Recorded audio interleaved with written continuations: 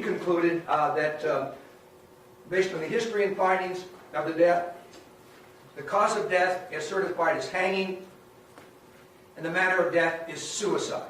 That's Dr. Lucas's conclusion. There's actually a death certificate in this case. The reason that's important is that what you see on the screen, that's the registered death certificate for San Diego County for Rebecca Zahau. And it shows that it's a hanging and a suicide. Now, what's the importance of that? That's the official death certificate, which you're going to be told, but you were in the instructions, that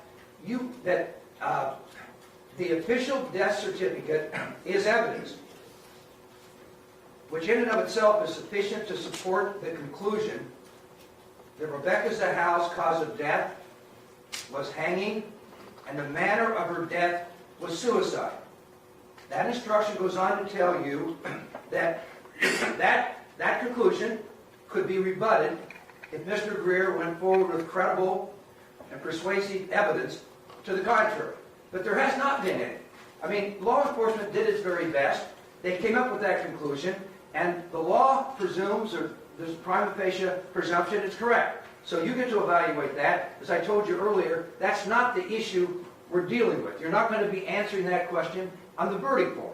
But at least as far as Adam is concerned, the fact that, the fact that he was exonerated is really what we care about. Let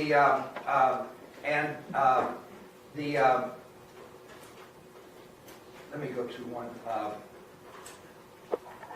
Let me go back here. So that, and I'm going to come to the conclusions in a minute. Now, as far as the cause of death, you've had the testimony in this case of 3 pathologists that have talked about the cause and manner of death in this case. Number 1, Dr. Lucas put in, we got the autopsy report. Everyone's agreed he's a great pathologist, and he concluded exactly what I just put up on the screen, that it's hanging and that it's suicide. By the way, we did not call Dr. Lucas to the stand because we had his autopsy report, and instead we called a Dr. Gregory Davis, who's independent of Dr. Lucas, because we thought you wanted to hear from someone independent of Dr. Lucas to see if Dr. Lucas did a good job here in San Diego County. And I'll go through, but Dr. Davis explained in some detail, he did a great job. And you know, the 3rd pathologist was called by Mr. Greer. That was Dr. Weck. He also testified that Dr. Lucas did a good job in this case. And so we got all 3 pathologists who testified that said Dr. Lucas did a good job. Now, Dr. Weck disagrees with Dr. Lucas and Dr. Davis, because both Dr. Davis and Dr. Lucas concluded that that the cause of death and manner of death was suicide by hanging. We know from Dr. Lucas, well, let me give you the history of Dr. Lucas briefly, of Dr. Weck briefly, because it's a little strange, and you heard his testimony during the course of our trial. So here's the evidence. Dr. Weck is a pathologist that did a 2nd autopsy on Rebecca Zahau on October 28, 2011, 3.5 months after her death. And he testified that he did the 2nd autopsy because he was retained under some unusual circumstances. He was retained, if you remember from his testimony, he was retained to do an autopsy in connection with another lawyer that was working for the Zahau family, who had arranged for Dr. Phil TV show to film exhuming the body and bringing it to Dr. Weck, so that this entire autopsy that was Dr. Weck was going to perform would be on national TV on the Dr. Phil show. And Dr. Weck said, fine, I'll do that. And you saw the evidence. Dr. Weck did an autopsy. He let the cameras into his autopsy. They filmed it. There was a big Dr. Phil show about it. Dr. Weck was on the Dr. Phil show explaining his results. And Dr. Davis had explained to you that he had never in his entire 31 years had ever observed or seen someone do a second autopsy to put it on a national TV show. But that's what the facts are. So Dr. Weck did a second autopsy and got his expenses paid by Dr. Phil's show. Now, as a result of that, Dr. Weck expressed his conclusions at that time that Rebecca Howe's cause of death was asphyxiation due to hanging, and the manner of her death was undetermined. So that's important because Dr. Weck himself agreed with Dr. Lucas at that point. At that point, he said Dr. Lucas did a good job, and he agreed that the manner of her death was undetermined, but the cause of her death was asphyxiation due to hanging. So they were in agreement with each other. Then what happened is 5.5 years later, after that autopsy, after Dr. Weck did his second autopsy, Dr. Weck testified he was retained to be an expert in this case. And his opinions changed. And he told you that he concluded, in connection with being an expert witness in this case, 5.5 years later, that Rebecca Zahal's cause of death was manual strangulation, and her manner of death was homicide. Now, we attacked Dr. Weck's credibility for having made that change of opinion 5.5 years later, simply because he was retained to be an expert witness in this case. And here's what we did. We brought out, if you remember, that Dr. Weck's autopsy report was missing, mysteriously, the first 2 pages of his report. He had a 15-page report. He testified to you all as jurors that the first 2 pages is where he set forth the key findings of the manner and cause of Rebecca's death.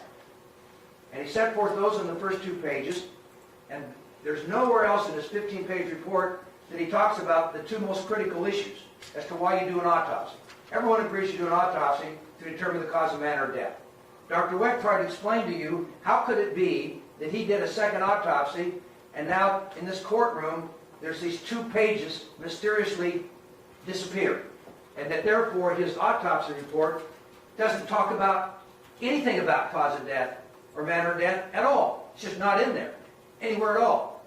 And so Dr. Weck then said, well, my best memory is that Ann Brinder was the lawyer who used to represent the Zahal family, and she didn't like the fact that I wrote down, because obviously Ann Brinder would not have agreed at that point. She did not want it to look like that her client had died from hanging due to asphyxiation. There's no evidence. Lex Foundation. That's not true. Hold on just a I'm moment. sorry. Let me roll on the objection. Overruled. It's argument. So, Dr. Weck said, my best recollection, she wanted me to not have those pages involved. That's what he did. You know what? They disappeared. They disappeared. Those 2 pages. We don't know today. I tried to cross-examine Dr. Weck. Where are those 2 pages? Did you call up the other lawyers? They're missing. So Dr. Weck appears to have gotten rid of those 2 pages. And that's an odd thing. In fact, Dr. Davis said in all his 31 years, he's never seen an autopsy report. That the only purpose of doing an autopsy report is to record the cause and manner of death. And now we have this autopsy report brought into this courtroom to try to support a theory that Anna Chaknai was somehow involved in the murder, and now it's all missing. So I respectfully suggest to you that when you have reports by Dr. Lucas and Dr. Davis, Dr. Weck's autopsy report should be disregarded because it's just not credible under those circumstances. But by the way, I then cross-examined him, and I said, by the way, doctor, you know, you're coming to San Diego, and you're telling us you're changing your opinion, and you know that law enforcement did a 2-month investigation, and they did a lot of DNA testing and fingerprint testing. And did you look at that? Because you certainly don't. You want to get all the relevant information if you're going to decide cause and manner of death, don't you want, oh, he said, yes, I want to get all the information I can get. I said, fine. Then I said, I assume you went to the crime lab and looked at the DNA reports. I said, I didn't do that. I said, you didn't do that? I said, did you know that had you looked at the DNA test results, that Rebecca Zahau's DNA was on every single knot securing the ropes to her body? And he said, I didn't know that.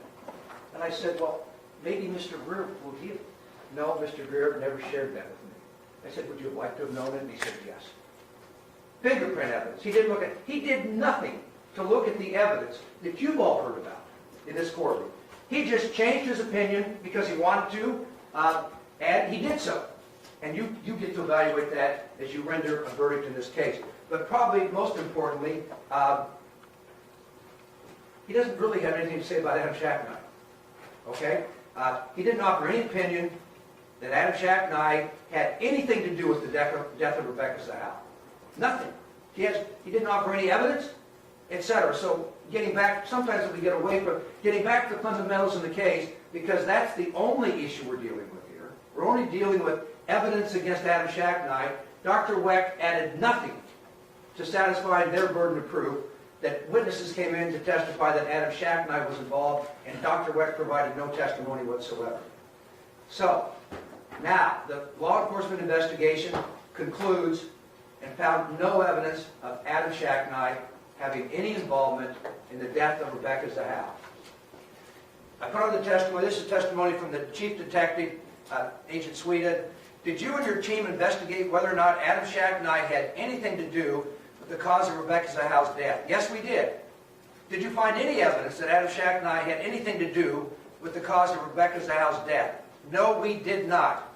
Based on all of the evidence and analysis that was done by the Sheriff's Department, did you and your team ultimately make any conclusion about whether Adam had any involvement whatsoever in causing Rebecca's death? Yes, we did. And what was that conclusion? We concluded, based on the evidence, there was nothing to support anything to indicate that Adam was involved in this. That is 2 months of law enforcement investigation that exonerated Adam Shacknight. That's the evidence I want to focus on, because that's the issue in the case. Whether Adam Shacknight had anything to do with Rebecca's death, and law enforcement concluded no. And by the way, I don't know whether the theory on this table over here is, did law enforcement become corrupt in California? Did they somehow go in the tank and hide evidence about Adam Shacknight? No, they didn't do that. No one has even suggested they did that. No one has even suggested they did other thing than a professional law enforcement job and reached a fair conclusion, and that's what they concluded. And it wasn't just Detective Sweden. We got the same testimony from James Lockingwood. Shelley Webster, Shelley Webster came to the same conclusion, focused on DNA, no evidence regarding Adam Shacknight. Lisa DeMayo, who's actually their expert, it's their expert, she came to the conclusion that there was no physical evidence whatsoever that connected Adam Shacknight to the death of Rebecca Zahau. That's their expert that reached that conclusion. And so, that's the law enforcement investigation I've covered. Now, because suicide is not the issue in the case, I'm not going to belabor this, but we called a witness, in case you're curious, as jurors, on whether Rebecca Zahau, in her life, actually had some risk factors that are associated with suicide. We called an expert on suicide, Dr. Berman, so that if he helps you answer the questions, fine, and if he doesn't, it's fine too. So we thought if you want to hear about it, we did, because the science shows there are some very clear risk factors for suicide, that if people in life encounter certain events, it can increase their risk of suicide. It doesn't mean they're going to commit suicide. In fact, obviously, thank God, most people don't commit suicide. And so these are simply risk factors that help people evaluate whether someone might or have an increased risk of suicide.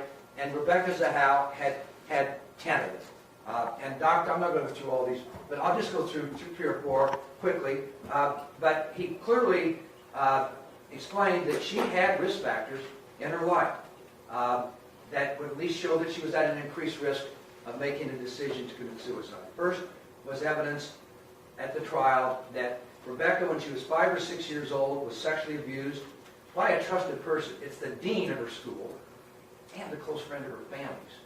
And she was abused. And I was so surprised Mr. Greer discounted that so quickly yesterday as not being important, because that's not what the science and evidence shows. I'm not going to belabor it, but Dr. Berman explained to you that when that type of traumatic experience in a person's life can clearly cause issues, and particularly forming relationships as years go by, and it's a suicide risk. Number two, the evidence was very clear at trial. No one disagrees with this. Her husband, Neil Nalapa, physically and emotionally abused her and almost strangled her, or did strangle her on one occasion. And Dr. Berman explained that that type of emotional and physical abuse from a husband, it's something that can interfere with judgment-making, decision-making, and can interfere with development of close relationships as time goes on.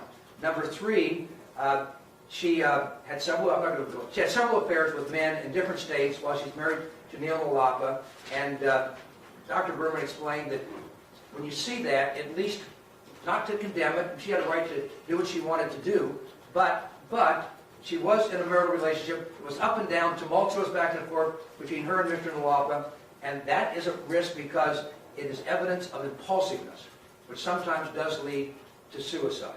In fact, as far as being impulsive, the story about Mr. Berger and the kidnapping. Remember the story about Mr. Berger and the kidnapping? She left Neil. She was living with a Mr. Berger in California. Then she decided she wanted to get away from Mr. Berger.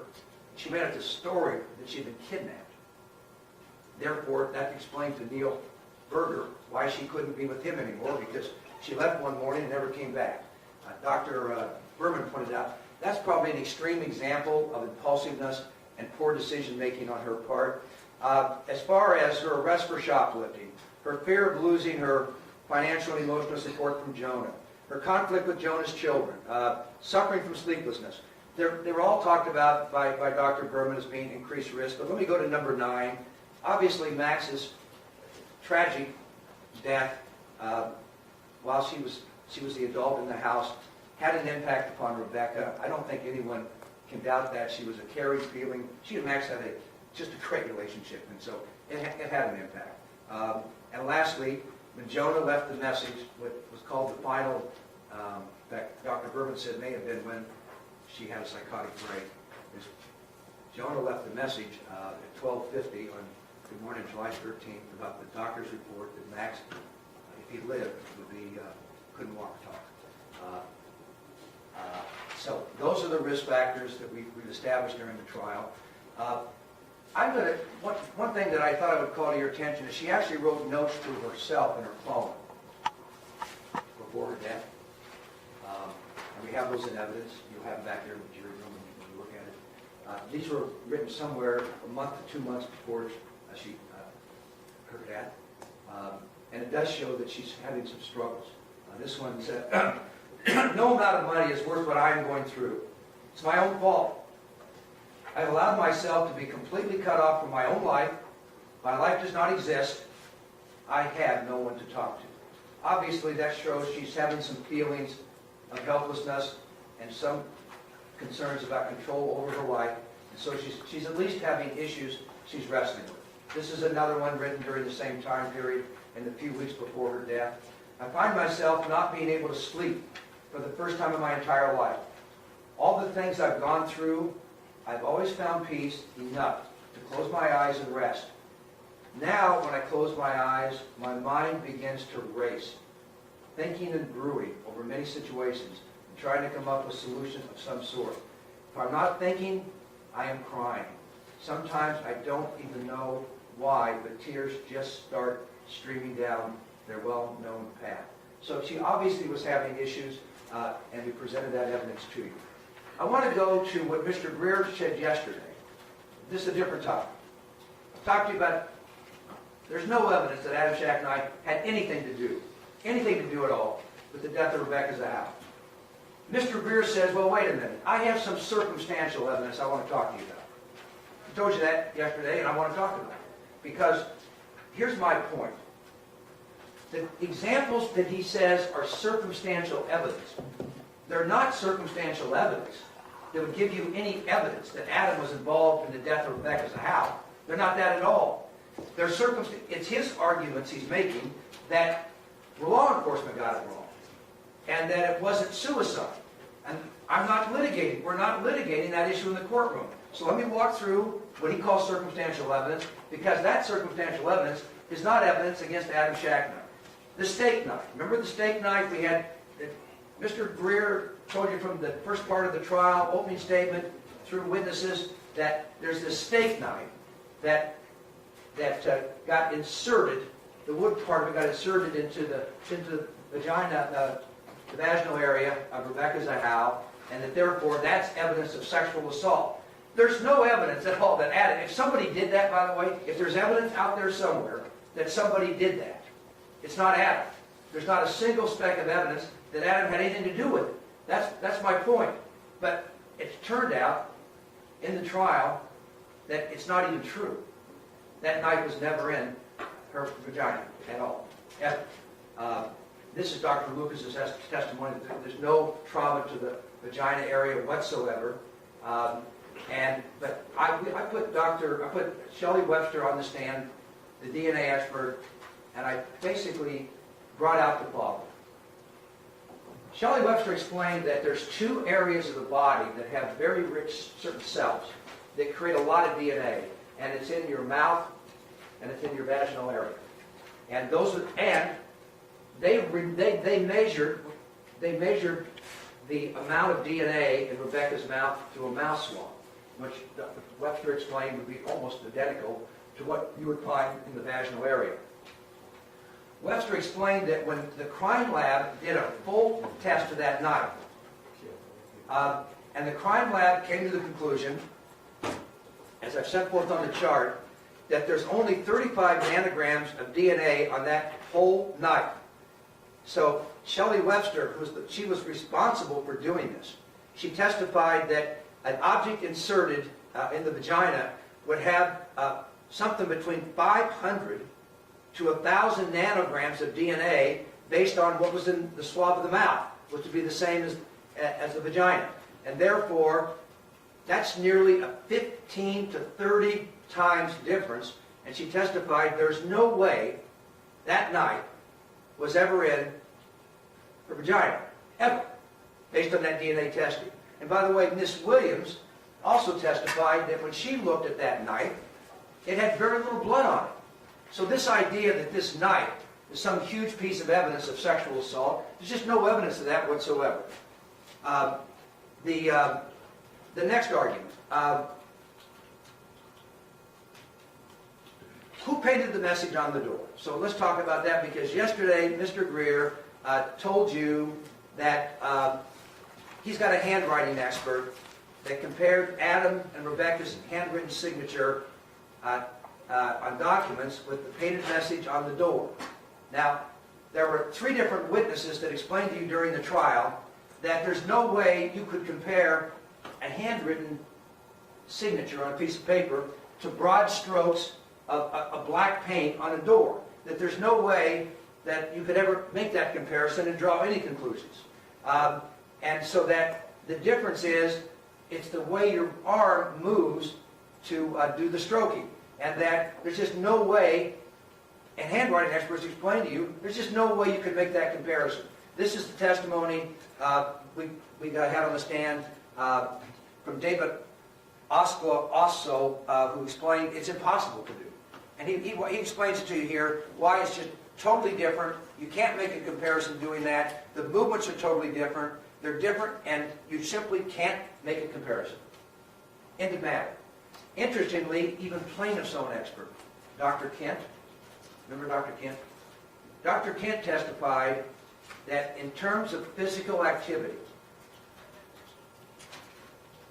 the shoulder joint is so much more involved in painting, he said, on a door than when you just write cursive on a piece of paper, that these physical activities are completely different in terms of body mechanics.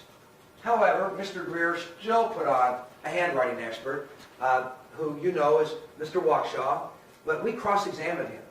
And I put on the screen, this is the testimony that matters for this case. We asked him, I'm going to read it because it's important. Okay, and you can't say that Adam probably painted those letters on the door, correct? He said, that's correct. You have no evidence to say that Adam was in the house when those letters were painted, right? I don't know where he was. Question, and you do not conclude that it was probable that Adam Shacknai is the person who put the painting on the door, correct? This is their expert. He said correct. I cannot conclude it's probable that Adam did that. Mr. Wakshaw, you cannot say that it's more likely that Adam was in that house when those letters were painted than it would likely someone sitting in the back of the courtroom. We just pick out at random. And he said, you're right. I couldn't do that. So I think that's pretty much the end of Dr. Wakshaw's testimony. He simply can't do it, and said he couldn't do it. Now, he then said, but you know, there is a comparison I could do. I could just compare Rebecca's handwriting to Adam's, and then compare that to the door, and let's see which one is more likely than not to have similarities or consistencies. He made a decision to do that, and then we cross-examined him. And we said to him, why would you compare those two people? The evidence is overwhelming that Rebecca's in the room. There's no evidence that Adam's in the room. So of all the people in the world, why would you pick Adam to be the one you chose to do that? And he said, Mr. Greer told me to do that. So I did. By the way, if you did that, if the two people in the room were me and Rebecca, if you compared my handwriting to Rebecca's house and looked at Wakshaw's, or looked at the door, there's a 50% chance or more that I'll be selected as the person that's more similar. Because you only got two people. That's all you got. So then we finally got we showed him certain evidence that the evidence shows that she painted it. We showed him the tube of paint. We showed him the paint's on the hand. It's her paint, or it's not her paint. It's at least stored in her bedroom. So he finally said, well, you're right. This is a very weak opinion. That was his testimony. That's the end of Dr. Wakshaw, is having presented to you credible, persuasive evidence that Adam Shacknai was in the room painting the door. By the way, there's this, I don't want to go back to the blood again. Let's go to the next issue, not time. Yesterday, Mr. Greer argued to you that, and he's tried to do this throughout the trial, so I want to talk about this, because it's important to break this down and look at the actual evidence. Mr. Greer said, you know what, this fellow over here, Adam Shacknai, he does boating stuff. He works on tugboats. That's kind of the nautical industry, and he has unique knowledge about nautical knots. Specialized, complicated, special knots that only folks in the nautical boating world use. And that's what's on these ropes. That's what's on the bindings, and therefore Adam did it. That was his opening statement to you. But then witnesses actually came into the courtroom and testified under oath as to what the truth is about what knots were on Rebecca's body, and what are we talking about here. Mr. Philpott, he was the witness that was called by Mr. Greer. I started fundamentally by saying, let's find out, do you have any evidence about Adam? This is his testimony.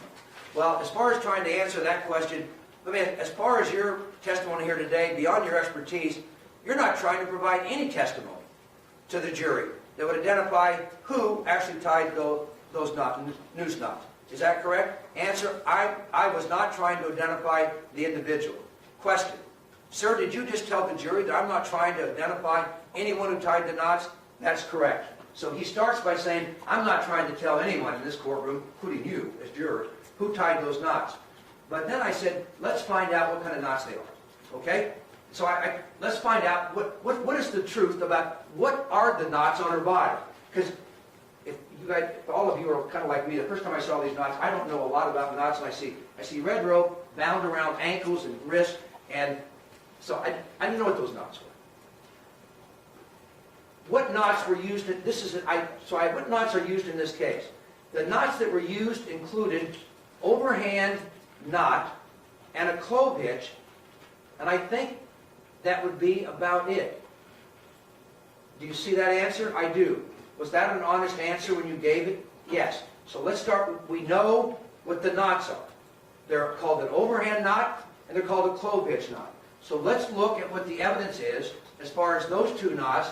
And the question is, was Mr. Greer correct that those are complicated nautical knots that only someone like Adam Shack and I would know about? Here's what the evidence showed.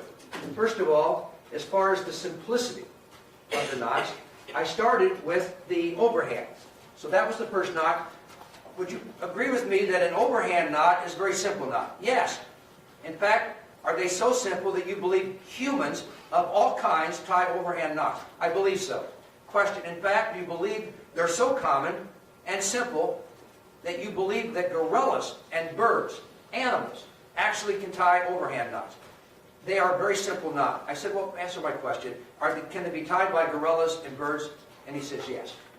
That's how simple overhand. So their expert admits that the first type of knot, this overhand knot that we see on those bindings, is an extremely simple knot. That's point one. So then I said, let's go to the next one, clove hitch. Do you agree that you do agree that what you call a clove hitch knot is essentially two half hitches? Answer, it's formed from two half hitches, yes. My next question, that's fine. Then you go on to say that a half hitch is even simpler than the overhand knot.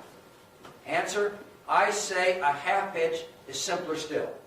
So now I've got their expert admitting that the two knots that we're dealing with on Rebecca's bindings are two of the most simple knots that millions and millions of people know how to tie. In fact, it'd be hard to find someone that didn't know how to tie those knots in the world. And that's their expert that acknowledged that on the witness stand. So then the question is, so like overhand knots are used far beyond nautical applications, is that fair to say? Answer, that would be fair to say. Next question, and the half hitch has many applications beyond nautical applications, is that correct? Answer, I think that half hitch has applications that are over and above nautical applications. So now we found out that the things Mr. Greer said just weren't correct. It's not complicated knots. They're the two simplest knots you can find. And number two, they're not unique to nautical whatsoever. So when Adam Shack and I was on the stand, I dealt with this head on. I had Adam show you, how does he, when he ties up barges and tugboats to docks on the Mississippi, he told you that he actually doesn't do that a lot anymore because he's the pilot of the ship, but he still helps out, and he certainly knows how to do it. And he talked about that, he said it's not complicated. All I do is I wind the rope around the cleat, and I finish it off with a half hitch. He said, I've been doing that for almost 30 years.